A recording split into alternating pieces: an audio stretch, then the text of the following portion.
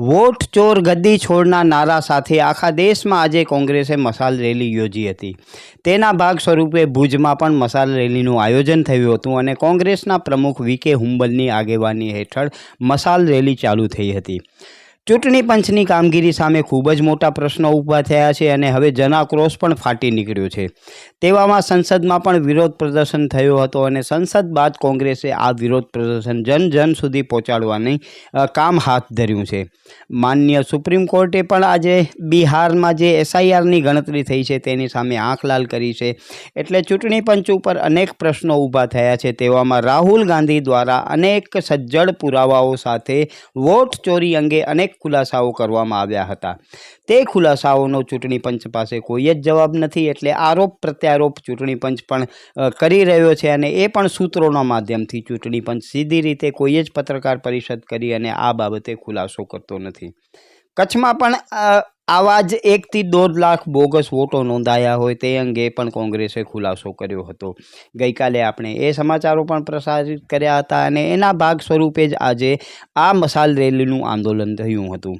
આ આંદોલનના ભાગ સ્વરૂપે આજે આખા ભારતમાં મશાલ રેલીનું આયોજન કરવાનો કોંગ્રેસે દાવો કર્યો છે। તેના ભાગ સ્વરૂપે કચ્છના ભુજ શહેરમાં પણ મશાલ રેલી યોજાઈ હતી। આ મશાલ રેલી ભુજ શહેરમાં કચ્છ જિલ્લા કોંગ્રેસ પ્રમુખ વી.કે. હુંબલની આગેવાની હેઠળ યોજાઈ હતી।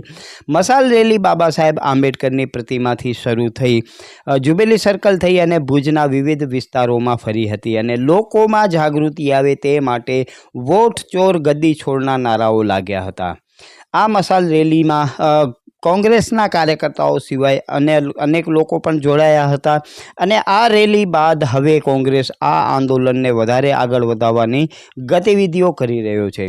આ રેલીમાં વોટ ચોર ગદ્દી છોડના નારા લાગ્યા હતા।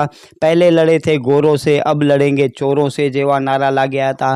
એવા અનેક નારાઓ સાથે ભાજપનો અને હયાત સરકારનો વિરોધ કરવામાં આવ્યો હતો। તો જોઈએ આ મશાલ રેલીમાં કઈ રીતે લોકો જોડાયા અને કોંગ્રેસે કઈ રીતે પ્રદર્શન કર્યું હતું।